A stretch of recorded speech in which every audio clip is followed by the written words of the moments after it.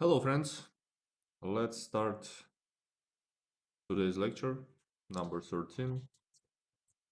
And we will introduce today the concepts of moments and moment generating functions, which is a useful thing for the future upcoming statistics course. So first of all, what do we know? And we did some illustrations of these concepts in the last lecture. So we know that we can describe the center of a random variable distribution with the help of the expected value or mean. We denote this with mu. And the spread of the distribution can be described with the parameter sigma or sigma squared, depending on what you prefer. So it's either variance or standard deviation. So we have seen the illustrations applied to the stock returns, for example. But these two parameters do not provide a unique characterization of the distribution of x. We are still talking about distributions, and we are talking about the ways how we can describe these distributions. And it can be possible that different distributions will have the same mean and will have the same standard deviation, but they are gonna be totally different in terms of the other, or in terms of the shape, in terms of the other characteristics. And we want to have some set of numerical descriptive measures that uniquely determine either probability mass function or probability density function, depending on the nature of variable. So why do we want to do this? That's a question. You see that when we talk about the discrete random variables, usually the probability mass function is given in the form of some table, which is not very nice and not very useful. When we talk about the continuous random variables, so the density functions, well, they provide a nice and simplified way of dealing with them, and so we basically have a concise form. But when we try to bring this to the data, when we work to the real data, it's not quite possible to identify this distribution from the data. And as I said, since we are heading to the statistics course, when we will try to apply all these concepts to the real data, well, we want to have several, let's say, numbers that are able to identify this density function or mass function. As I said, dependent on the nature of a variable. And we are able to do this with the help of something which is called a moment. So here is a definition, and we are familiar with several moments already. Yet we haven't called them like that. So the kth moment of a random variable x taken about the origin is defined to be the expectation of this variable to the power of x. And we denote this with the following way, so it's mu prime k. So we already know one moment, which is expected value when k is 1. And so that's one example of such a moment. We also calculated the second moment about the origin when we calculated variance. because we wanted to know what is this e to the power of x squared. E of x squared, sorry. E of x squared. So that's one, let's say, class of moments. Another class of moments is called the moments taken about mean. And the definition is the following. So the kth moment of a random variable taken about its mean, or central moment, sometimes we call this central moment, is defined as the expectation of this deviation x minus mu minus the mean of random variable to the power of k. And we also know one example of such central moment. Can anybody tell me what kind of central moment do we know from the previous material? Does anybody remember something similar?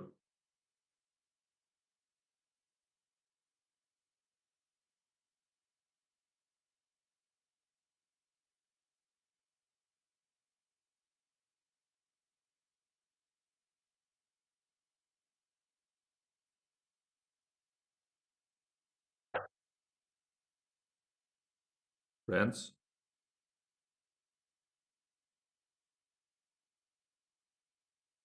No idea. Maybe the variance.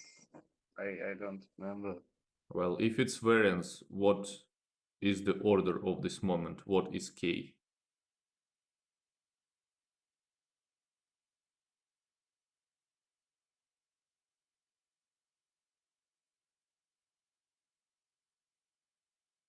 Mu. K is the number here. Okay. That's a power. So if you are talking about variance, how much is k?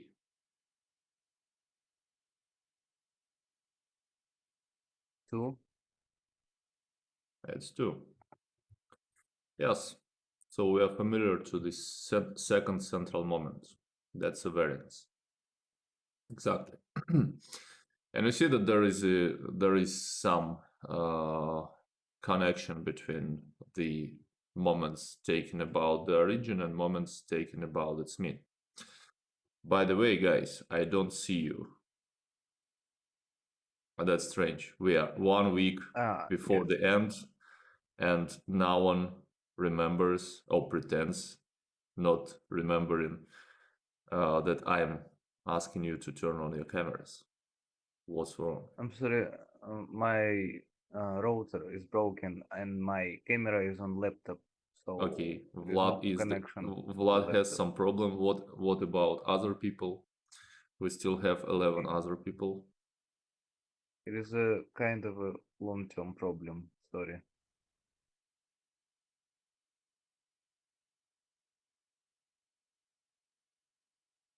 Okay, Zhao Rusian, nice to see you.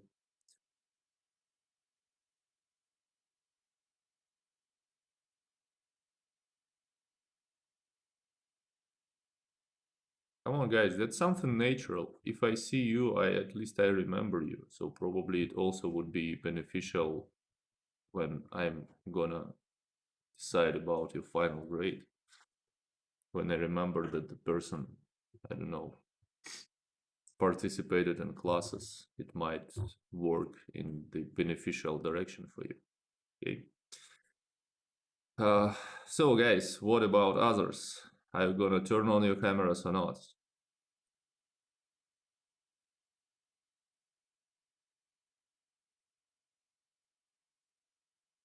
No. Okay. So then only Vlad and Zhao Rusuan are present today. So here is the definition of moments. And as I said, we are familiar to several moments. Basically now let's try to understand what is the use of these moments. So we have several special moments that are widely used in statistics, and they help us to understand the shape of the probability distribution, as I said. So the first moment measures the center of the distribution, so where the center of the distribution is located, and this is the mean of the random variable. So the second central moment measures the dispersion of the distribution about the mean, right? So how far all values are spread from its center, and we call this variance. Then we introduce two new measures, and one is called skewness, so that the third central moment of a normalized random variable. I hope you remember what's normalized random variable. That's when we subtract mu and divide by sigma. And so this third central moment of a normalized random variable measures the asymmetry of a density or frequency function about its mean. And we call this skewness, and we calculate this in the following way.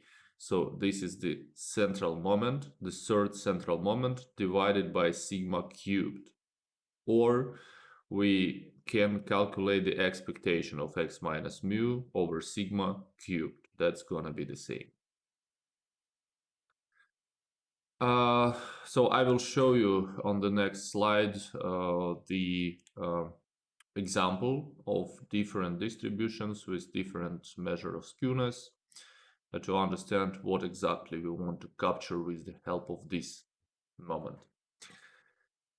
The next, so if a density is symmetric about its mean, then the skewness is 0. And the fourth moment that is widely used is called kurtosis. And this is the fourth central moment of a normalized random variable, which measures the tailoredness of a density.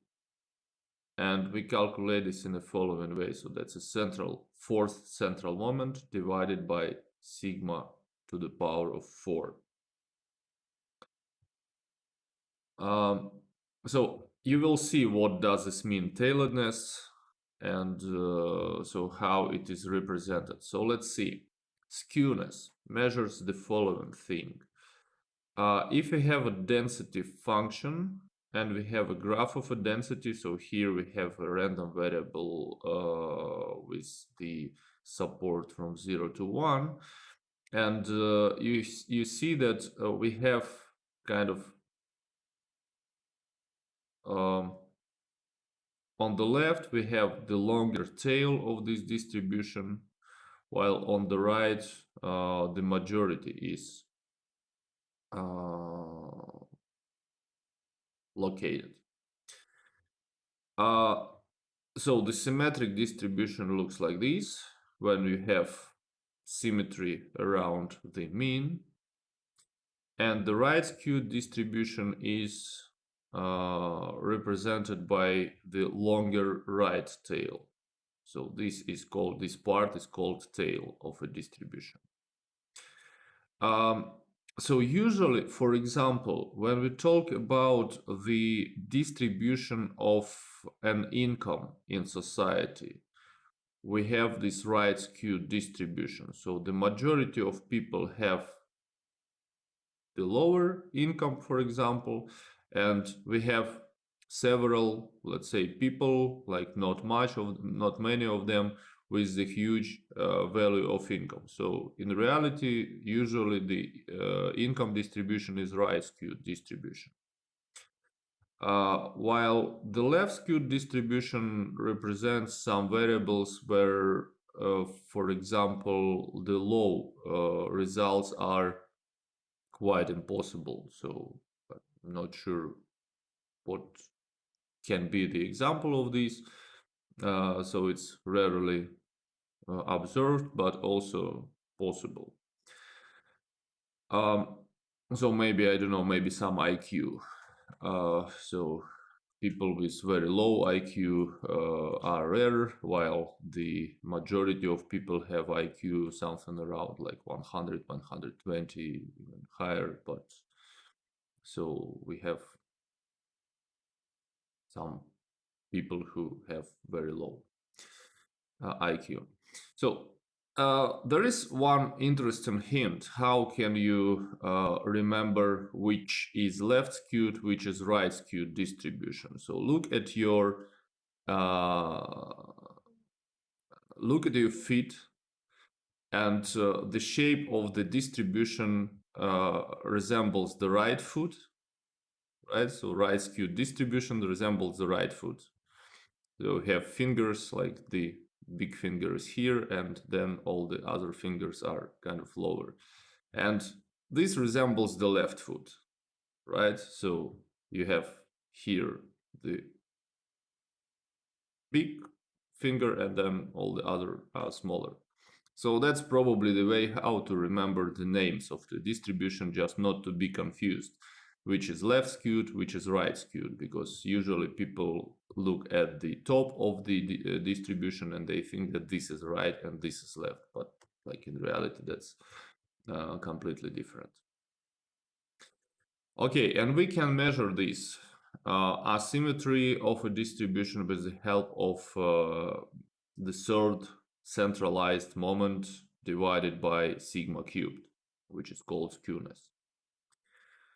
So now, talking about kurtosis, what kurtosis captures? So if we have, let's say, the middle value of kurtosis, or like usual value, we call this mesocurtic distribution. And if it's symmetric, it has kind of usual tails like this. So something similar to the normal distribution. If we have something which is called leptocurtic distribution, we have what is called fat tails. So fat tails means that the tails of the distribution are huge, like this and this. And for example, in practice, when you analyze the stock returns in finance, the stock returns distribution has these fat tails. So you have a lot of observations concentrated around its mean, but you have long tails, so fat tails that say that kind of really low or really high returns have a small probability, but non-zero probability, let's say. And yeah, so the risk of getting very kind of negative results or very positive results is higher than in this mesocurtic distribution. And another way, when tails do not exist almost, we call this platycurtic distribution. So we see that in this distribution there are no tails at all, or almost no tails, right? So these tails are very small. So that's the way, and that's the reason why we want to have additional indicators that help us to describe the shape of a probability distribution. So we want to capture the symmetry of a distribution. We want to capture the tailoredness of a probability distribution.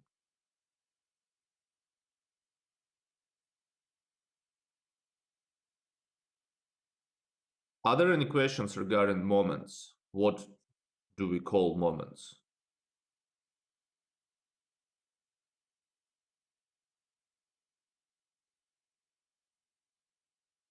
Not about moments, but what does mesa, lepta, and lady mean? Like maybe in English. That's just kind of Greek words. So meso stays for kind of middle. Lepto stands for kind of Narrow. don't remember. So probably not the vice versa, because it's not narrow. It's fat tails here. It's counterintuitive. right? So I the yeah, tail I the tail is found it. this part, right? So the tail is this part, and you see that here we have huge tails, while here we don't have tails at all. I remember that platy means something like broad, and I thought that Okay, so uh, let's Google it. I don't remember exactly what's the yeah, so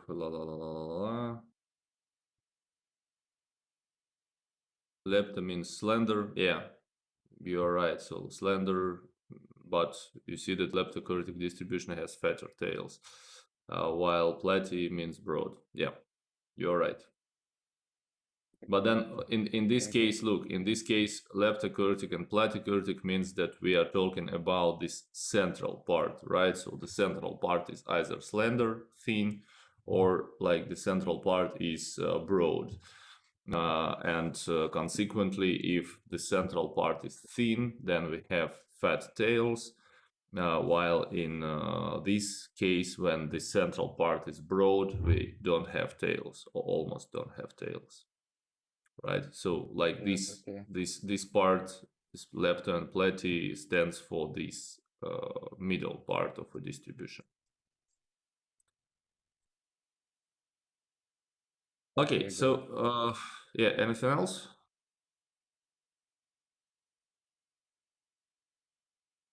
Okay, No. good. So then uh, there is also one interesting object which helps us to calculate moments, and which helps us to capture the shape and all the properties of a probability distribution. And this is called the moment generating function. So we define the moment generating function as the expectation of e to the power of tx. So t is the argument of this function, is the variable, and therefore this t must be always present here. So that's just a definition, and we know how to deal with this definition because e to the power of tx is a function of a random variable, and we know how to calculate the expectation of a function of a random variable. We just need to plug this function into the expectation formula and to calculate this.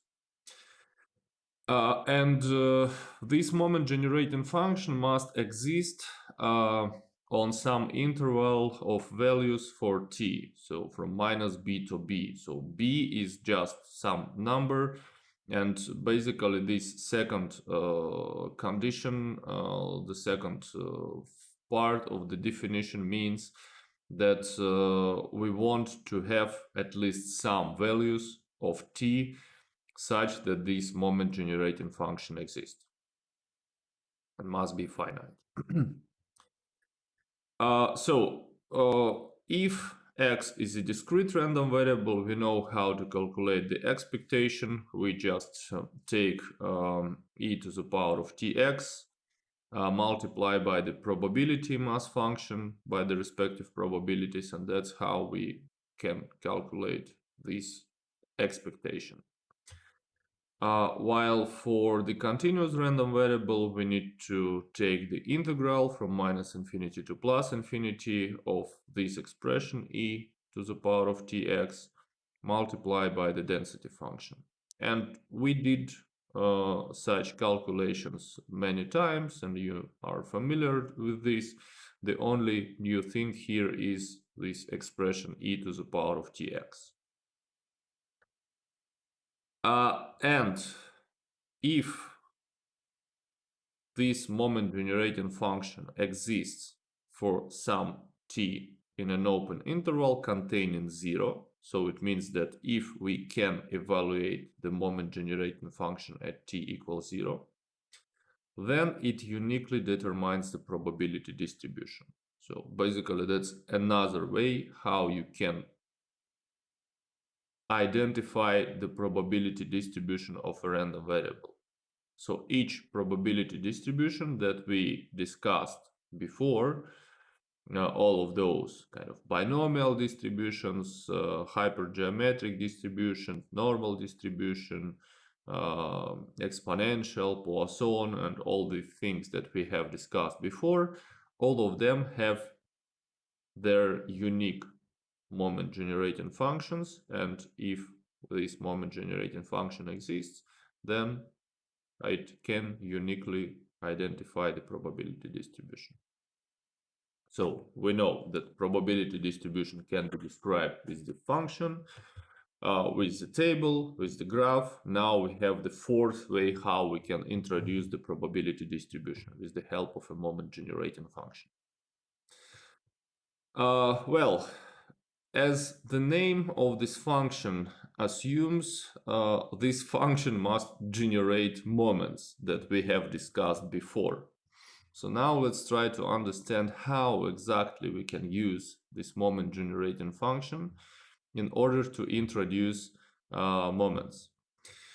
And before doing this, we need to remember something which is called Taylor series expansion. I'm not sure whether you remember this from mathematics, whether you even discussed this in mathematics, so that's why I kind of put it here, and we will discuss this Taylor series expansion in the following way. So suppose that we have a continuous function, so just any function. I mean, we are not talking about probability now, we are talking about mathematics. We have a continuous function, and we have continuous derivatives up to order n. So first derivative, second derivative, third derivative, fourth, and so on up to n. And this function is continuous, derivatives are continuous in the closed interval from number a to number b. And the function is differentiable in an open interval from a to b to the order n plus 1.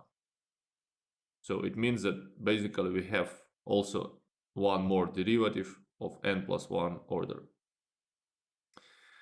Suppose we have 2 points, point x and point x0, and both of them belong to this interval from a to b. And then we can write the following thing. So there is a point c, which belongs to the interval from a to b such that, look, so basically you need to understand this formula. So a function evaluated at the point x, so just some arbitrary x that is inside the interval from a to b, can be decomposed into the following series. So this is the function of x evaluated at the function evaluated at the point x0. So x0 might be some number plus the first derivative of this function evaluated at x multiplied by the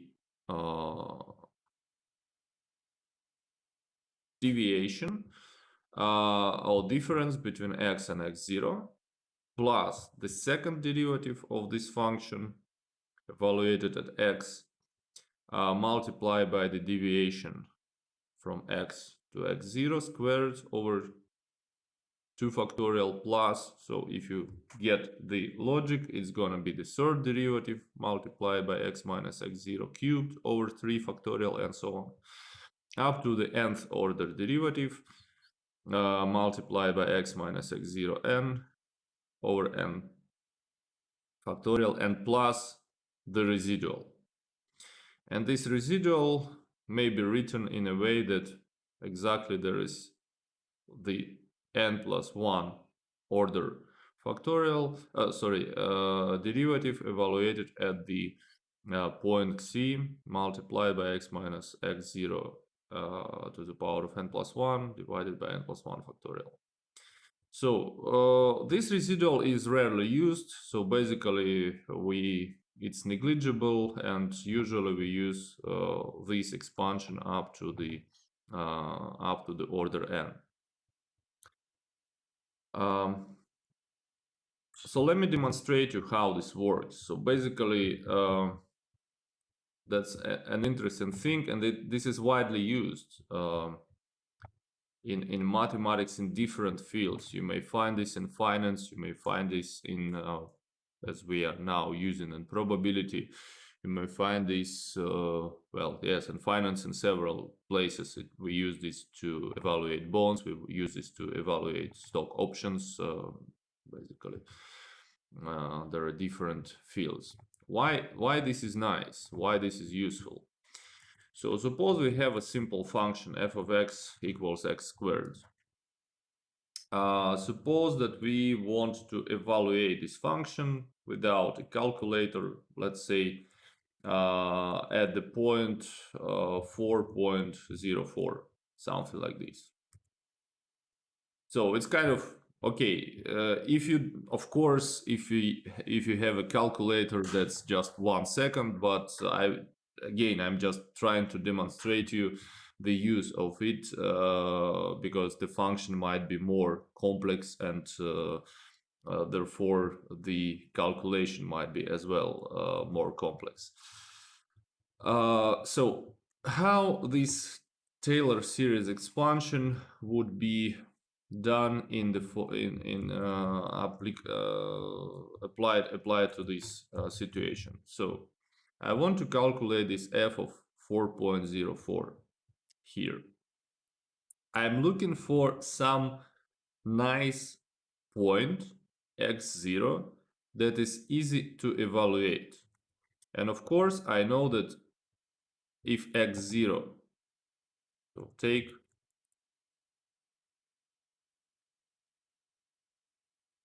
x0 equals, let's say, 4, because 4 is nice and I can easily evaluate this. Therefore, it's gonna be 4 squared, right? Here, function of x0, 4 squared plus. So what else? That's the first derivative evaluated at the point x. So first derivative of f of x, which is x squared, is 2x, right? So I take 2 multiplied by x, which is 4.04, which is not that difficult to evaluate, multiplied by the deviation of x minus x0, which is 4.04 minus 4. Okay, so the next second derivative is just 2, right? Because if the first derivative is 2x. I'm sorry, in the first bracket of function of it is 4.04. Yeah. But there should be x0, like 4, just Here. 4, no? No, look. Ah, I'm right on the left hand okay, I side. see. And Yes, here yes, is yes. exactly f of x0, 4 squared. Sorry. Yeah, so just let me write it here. So the first derivative of x is 2x, and the second derivative is 2, right? So I'm plugging it here. It's gonna be 2 multiplied by x minus x0, which is 404 minus 4 squared, and divided by 2 factorial. So the third and other derivatives do not exist. So basically that's all here. And what we can write, so it's easily 16. So now we have 2 plus 808 multiplied by 0, 4 plus so 2 and 2 factorial, they cancel each other, so 0.04 squared, right? So now what do we have here? That's gonna be 16 plus So the last part is gonna be 4 at 0.0.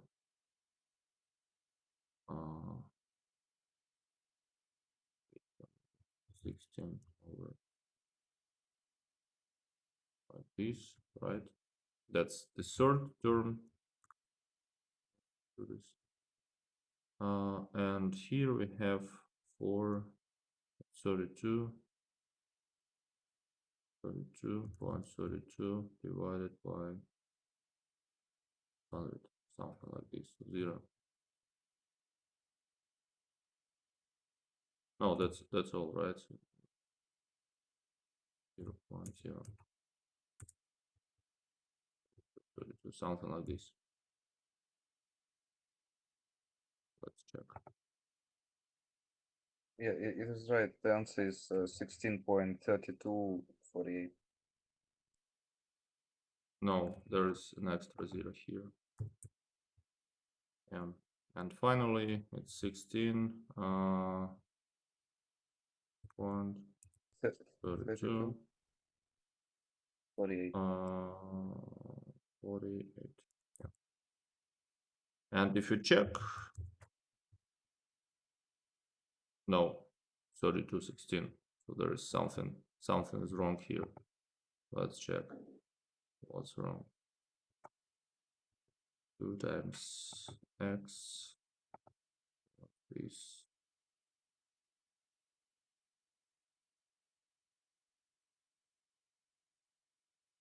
4 multiplied by 2, 4 multiplied by 2, multiplied by 0.04. Okay, that's here. And 0.04, third, 16.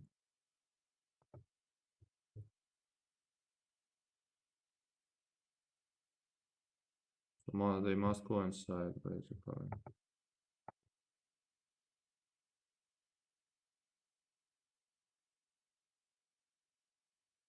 What's wrong? What's wrong? What's wrong?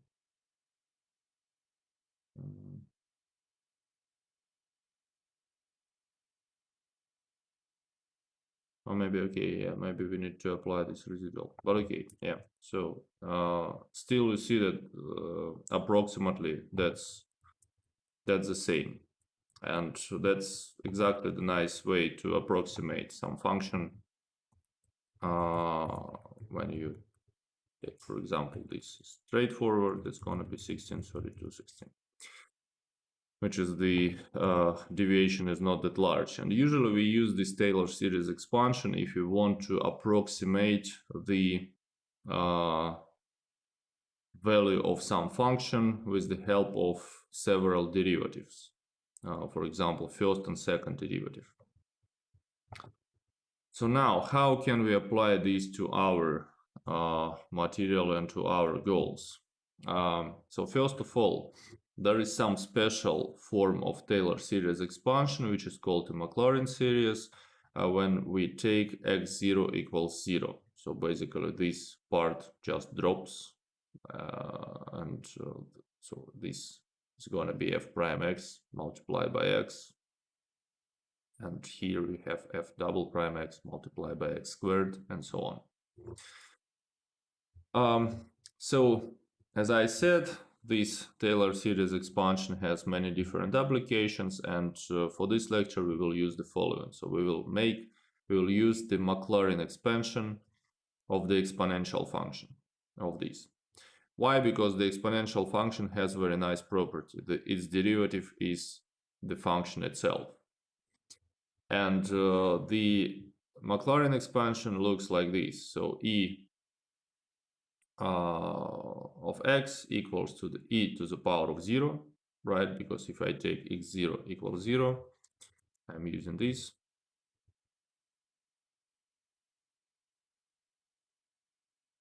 Where was it? Yeah, here. Guys, I made a typo here. Sorry. Yes. So f prime of x 0 must be everywhere. So that's, I'm kind of looking that there is a strange thing. Yeah. I will change this. So it must be x0. So the formula looks like this. Let me show you. So Taylor series must be evaluated at the same point, at the point x0. So here must be x0, here must be x0, here must be x0. That's I see that something is wrong. So in this case, that's gonna be 2 times 4 exactly, and here it's gonna be instead of 808, it's gonna be just 8 multiplied by 0.04, and in this case we will have it correct, right? Because it's gonna be exactly 0.3216. Yeah, that's, you see that both results give us the same answer. Yeah. So I will change this before uploading on the course page. So here, here, and here we always must have x0.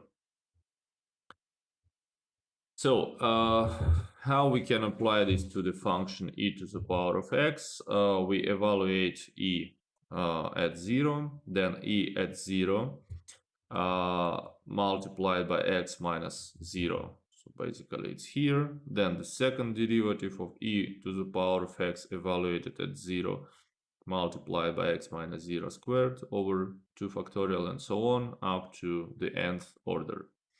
And if we simplify this, e to the power of 0 is 1, and we have 1 plus x squared over 2 factorial plus x cubed over 3 factorial and so on up to x to the power of n over n factorial plus the residual. Yes, so that's the way how we can simply decompose e to the power of x into this series of terms. And you see that the moment generating function is also the exponential function, so that's why we will use it.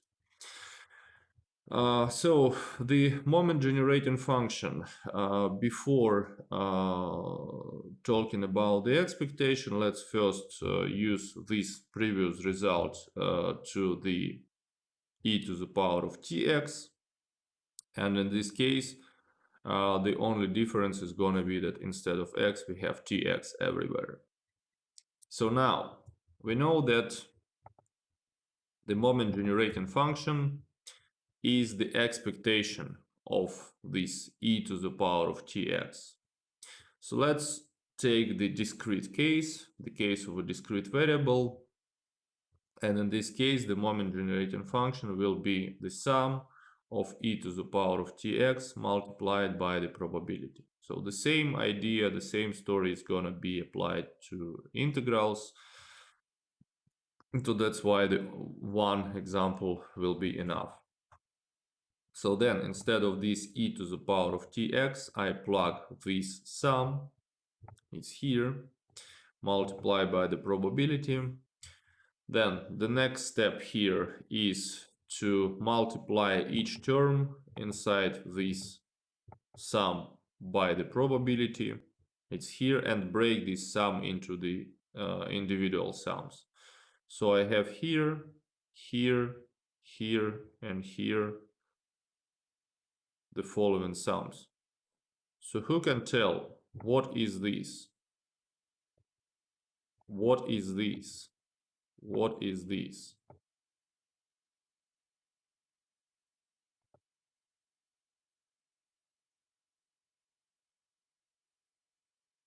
So let's start with the first term.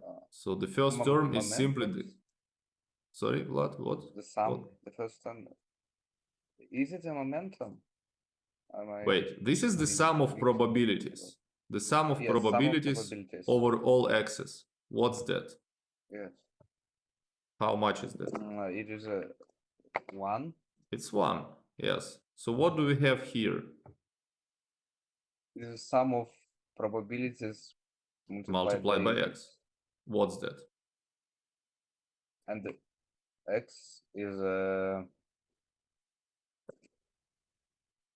I don't know where the variable Okay, but is does it have some special meaning, this sum, x multiplied by probability of x, and then we sum over all x's? yeah, What's that? yes, it is something. I guess momentum. No, I no, it's can't not remember, momentum. but Moment. Momentum is something from finance. moment. Yes, I remember Okay, which moment? that it is something. Moment. Uh,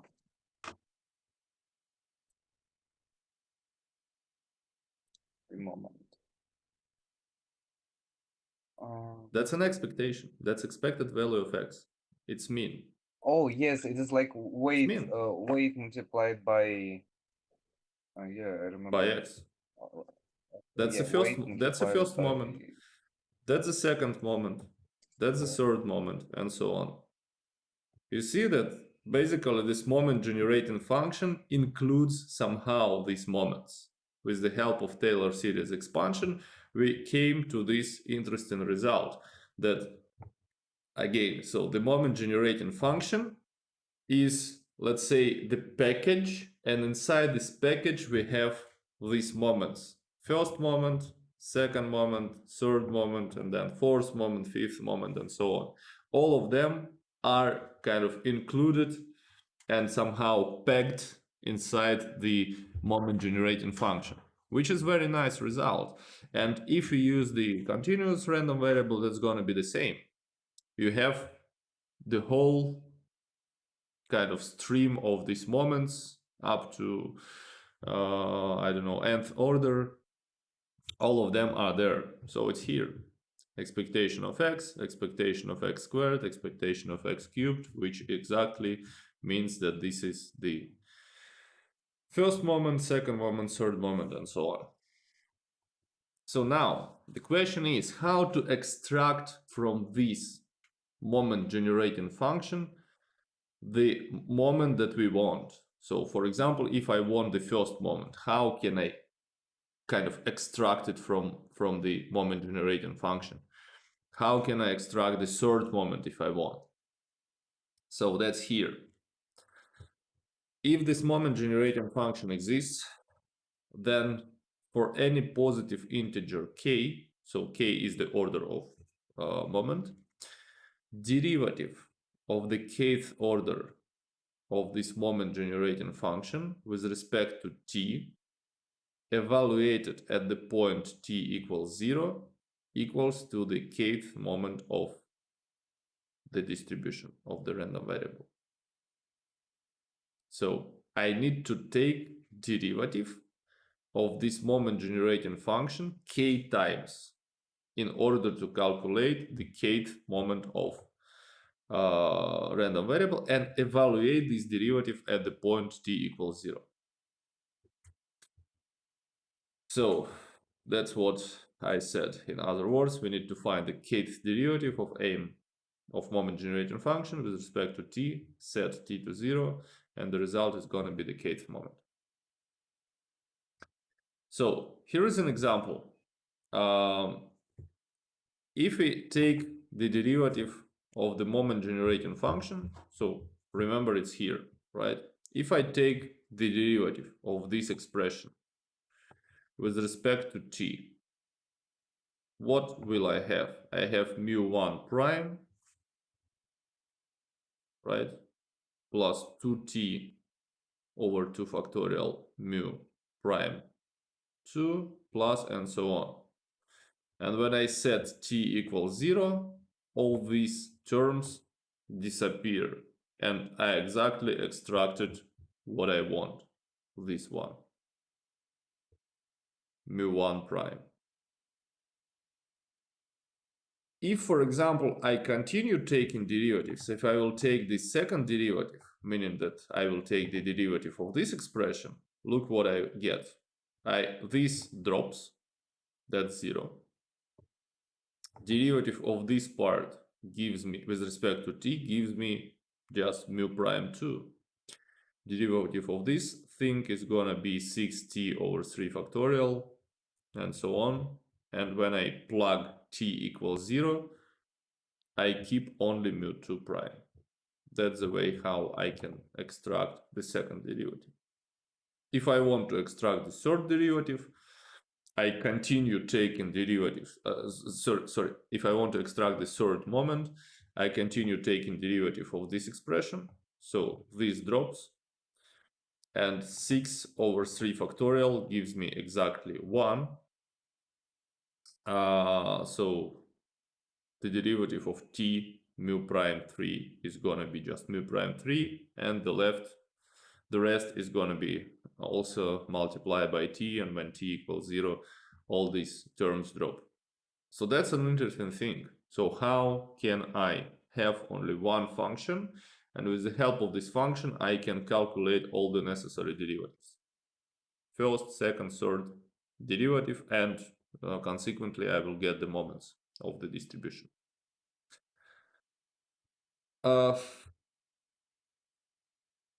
I hope that's kind of simple procedure.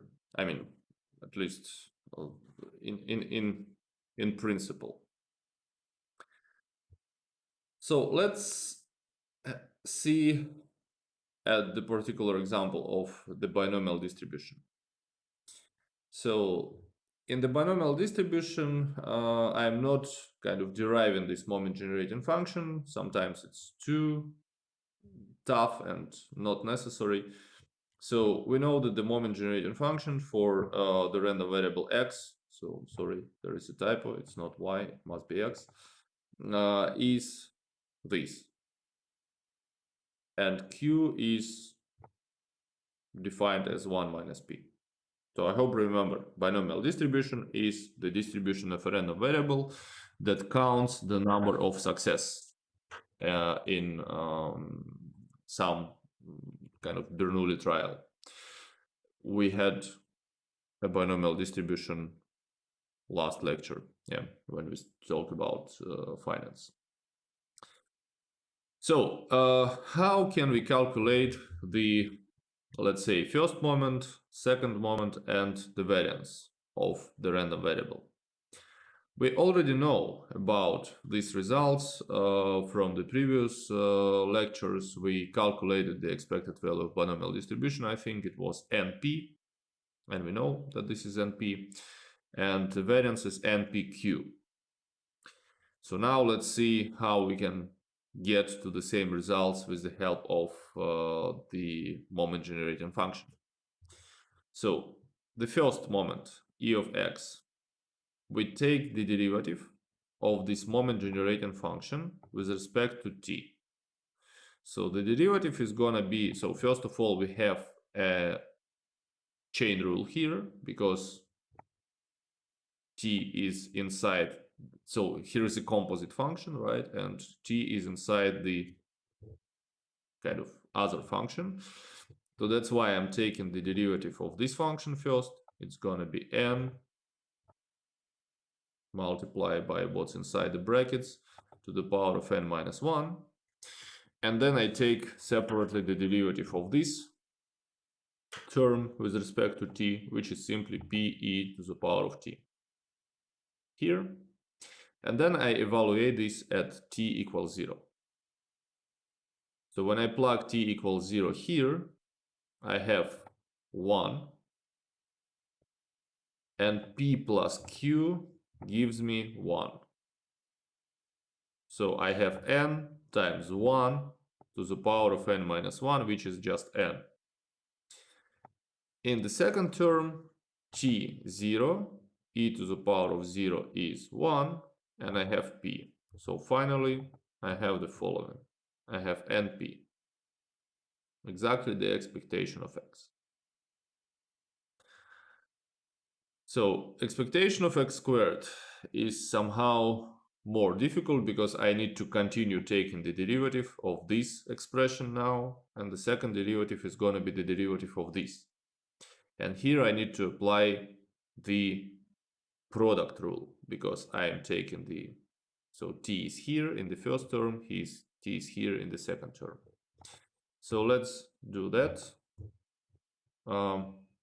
Well, the derivative of this part, if I continue taking it, it's going to be n times n minus 1 times what's inside to the power of n minus 2. It's here. This part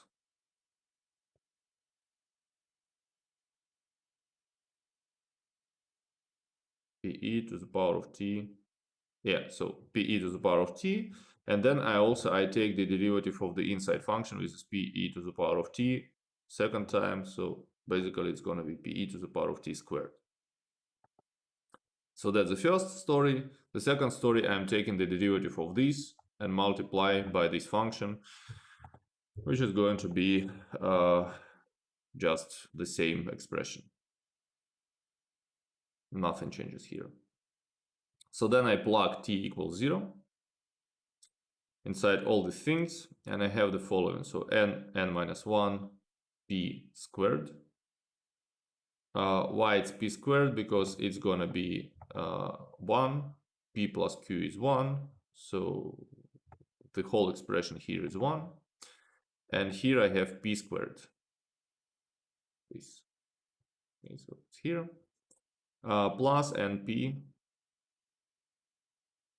which is left from the second part. And if I rearrange, I will get np squared minus np squared plus np. This is e to the power of x squared. So now variance. So variance is e to the power of x squared minus ex squared, which is this expression minus this expression squared here. And these two terms drop. So I have minus np squared plus np. If I take np, factor this out, I have in the brackets 1 minus p, and I know that 1 minus p is q, and the variance is npq. Well, for the binomial distribution, this way of calculating expectation and variance is probably easier once you have the moment generating function. Why this is easier? Because if you remember how the so we already made these calculations when we calculated expected values, I guess. So somewhere here it was about the binomial distribution. I don't remember exactly where we did it. But we already calculated this expectation and it was a bit tough. Remember correct. No, it's already about joint distribution. When was it? I remember. Yeah, so here we also calculated the expectation of a binomial random variable, but we did it with the help of the transformation. We transformed the binomial random variable into the sum of Bernoulli random variables, and with this help we calculated this expectation in a simple way. So now we see that we calculated the same expectation in slightly different way with the help of the moment generating function. But you see that in principle we need to calculate this expectation in the following way, which is a nightmare, right? So if you want to calculate the expectation of a Bernoulli, of a binomial random variable in a usual way, it might be a bit problematic. Okay, so on the exercise session you will have some other functions and distributions to evaluate the moments with the help of the moment generating function. Basically, that's not the primary goal of a moment generating function. So sometimes it provides an easy way to find moments associated with the random variables, but as I said, that's not an essential thing. Moments can be calculated in some other way, just using the expectation formula. So what is the other use of the moment generating function? As I said initially, the moment generating function proves that the random variable has a particular probability distribution. So what does this mean? It means that if we have a random variable and if we know something about it, but we do not know the probability distribution or kind of mass function or density function, if we are able to identify the moment generating function, then with the help of this moment generating function, we are able to identify what probability distribution underlines this random variable, which is just great. Remember that we want to know, so now we have a toolbox of different probability distributions of different of their properties, and we have a toolbox of how to work with these probability distributions. So now assume that you are trying to model the stock return as the random variable. You need to know what probability distribution underlines the stock return. What is the appropriate probability distribution for this? And if you are able to identify the moment generating function for the stock return, then you can claim that the stock return is distributed according to, let's say, I don't know, normal distribution or some other forms of a distribution. Uh, that's But an why idea. do we need that for? Sorry? I don't get how do we apply it in like real life, just as you said right now. For example, So Vlad, unfortunately, I how cannot tell you it right now because we are moving to that direction. So, and in statistics, we are gonna apply all the things. So, in as you are saying, in the real life, we are gonna take the real data, and with the help of this real data, we are going to identify some properties of the probability distribution for the random variable. We will take the data on stock returns of Gazprom or Tesla or whatever, and with the help of the real data, we will try to say, well, normal distribution is appropriate or maybe not appropriate, maybe some other distribution is appropriate, and so on. So that's an essence. But before kind of talking about this, we need to have the whole understanding of these tools, just to properly understand what we are doing. So kind of okay, it's just before you go kind of driving the car in the real traffic, you need to study theory, you need to study the rules how to drive a car, you need to make some exercises in the, let's say, some closed ground, and then you are allowed to go to the real traffic. So that's the same story here. it's very hard to just solve all these mathematical equations without. It's So hard to remember and understand now all of take it this. as mathematics, okay? Now take it as mathematics. So I promise you that in the next semester you will have a lot of insights about, like, that was why we are If we using will this. remember, You have no other uh, chance. You need to remember these things. it's hard to remember just these equations and these mathematics. I will Okay, hope we so will at least you will revise have it a repetition. So next semester. that's why I'm recording all these lectures. That's why you have an access to all these lectures, because if you need to refresh your memory in the next semester, you will have this opportunity, and so you can rewatch exactly this moment, just to remember that I promised you that you will see this in the For practical now, we just applications. need to survive. You will. Nice. I'm Okay, thank you. 100% sure. Okay, so yes, if the moment generating function exists for some probability distribution, then this moment generating function is unique, and that is why we can identify the probability distribution with the help, with the help of this function.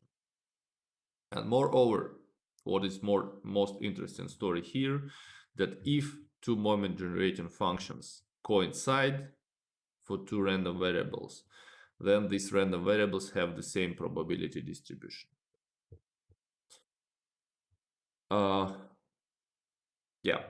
Okay, so now some properties of MGF. So we already mentioned several of them. This is the property that if MGF exists in an open interval, then it uniquely determines the probability distribution. So, which says that this is just another way to define the probability distribution. Let's say the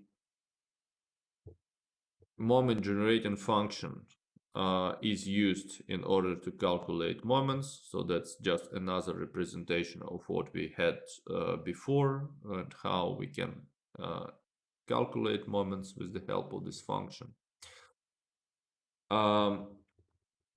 So this is the property of a transformation. So if you have a linear transformation of a random variable x, and if you know the moment generating function for x, then y has the following moment generating function.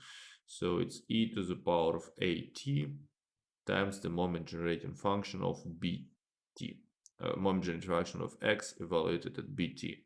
So basically that's very simple to prove. If you plug this instead of x into the expression for the moment generating function, you will immediately get this. Kind of not that difficult.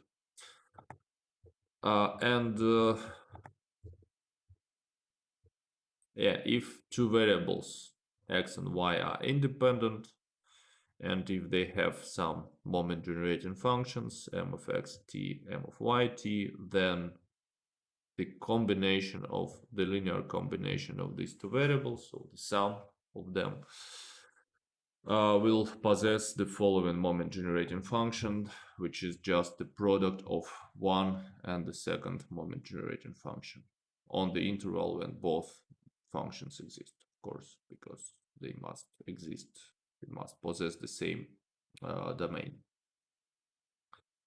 Well, those just are properties. If you ever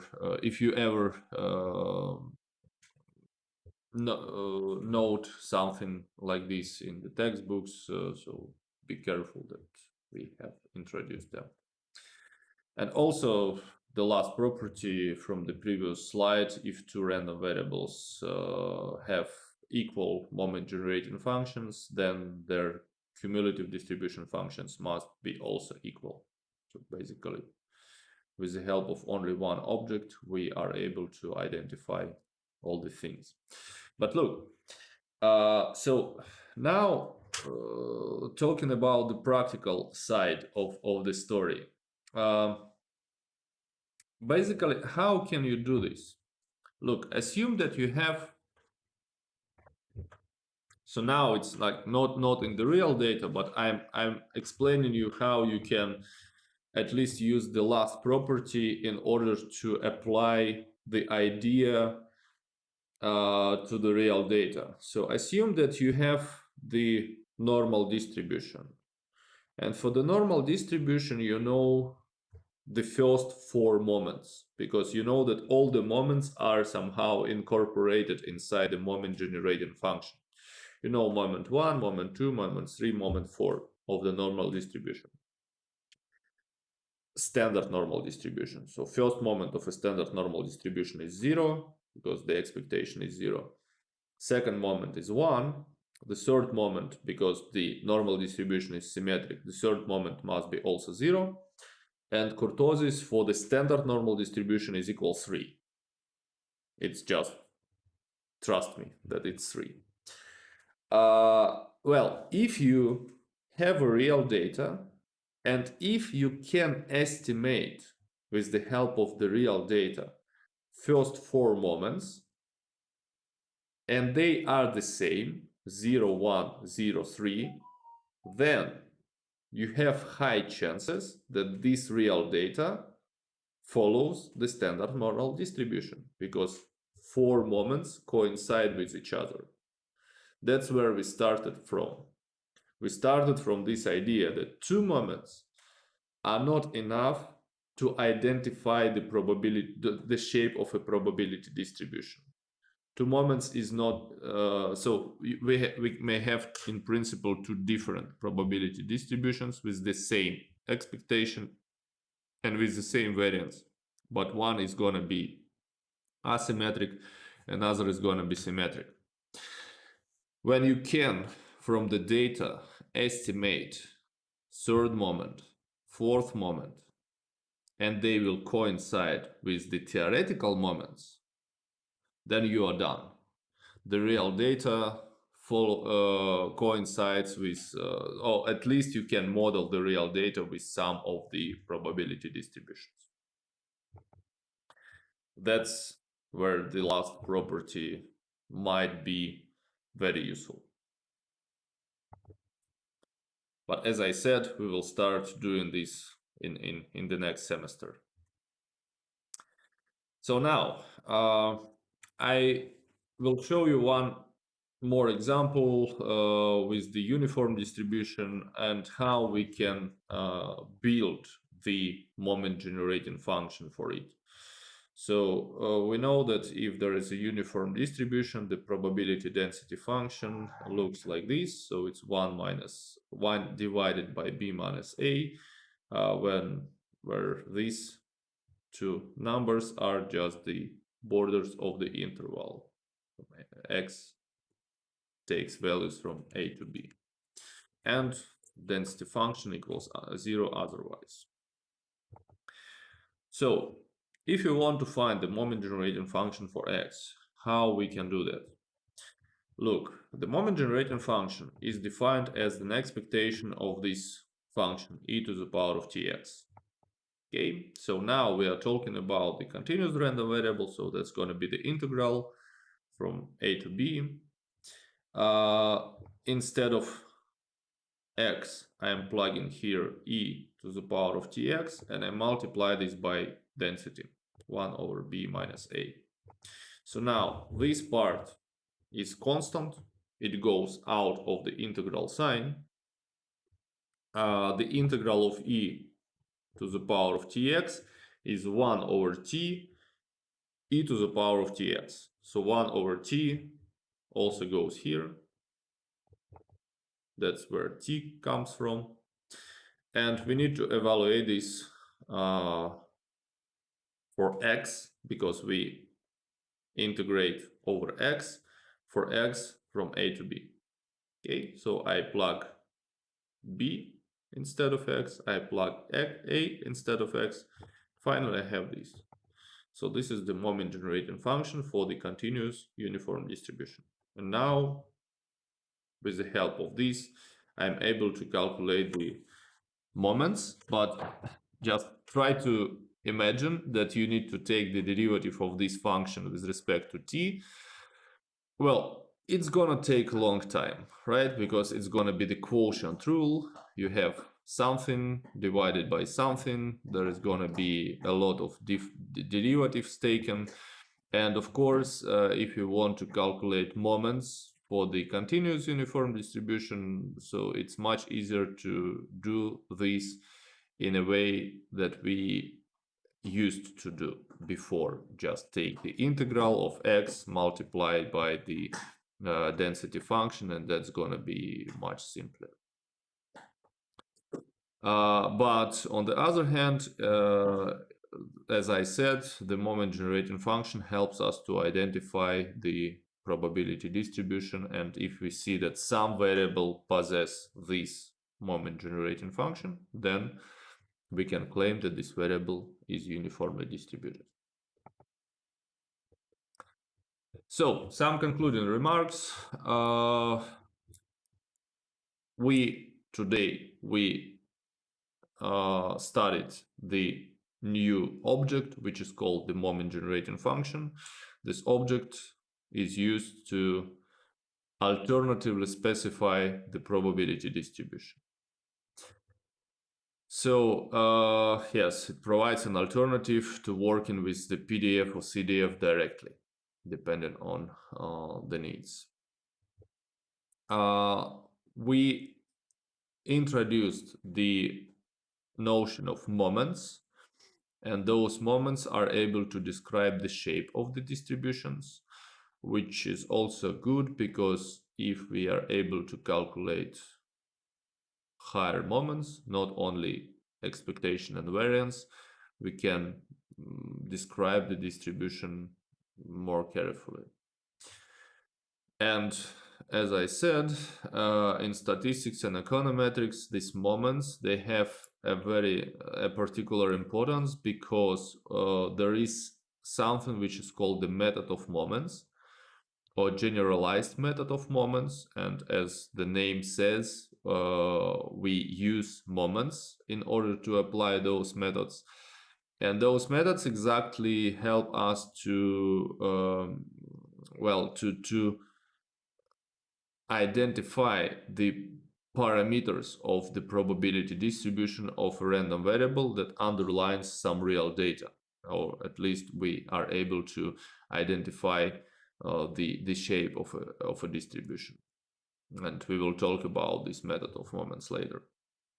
And for example, in finance, in financial econometrics, this generalized method of moments is a workhorse. So it means that this is highly used and widely used when we estimate the models for stock returns and volatility, for instance. And that's the thing. So I cannot go straight into these real applications before we understand what moments are and how to work with them, just at least mathematically. And believe my experience. So I had this path in a different way, as many of you probably expect.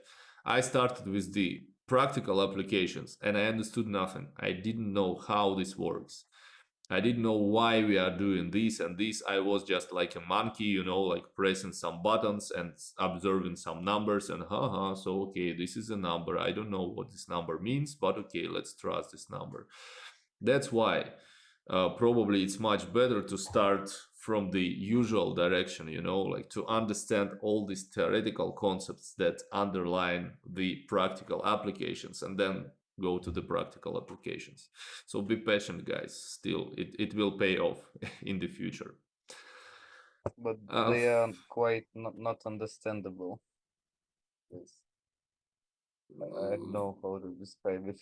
That's why I'm here. So just ask me questions if something is not understandable. What exactly is not understandable? There would be too many questions. Go on. We have 7 minutes left till the end of the lecture, and I am done with the material.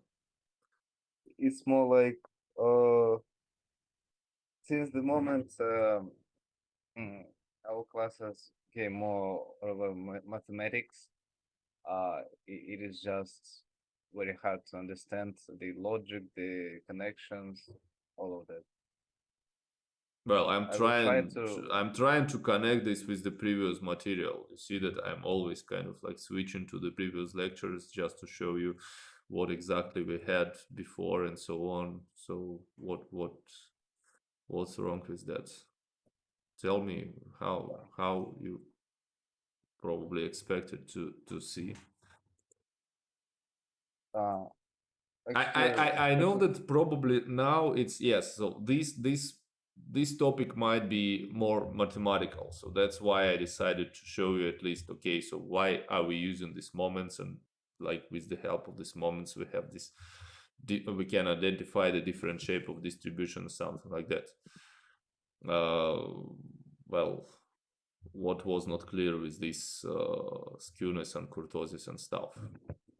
exactly with this, everything's fine. But for me, I mostly don't understand our calculations where we come to the part with calculations and definitions, and everything is just an equation, mathematics.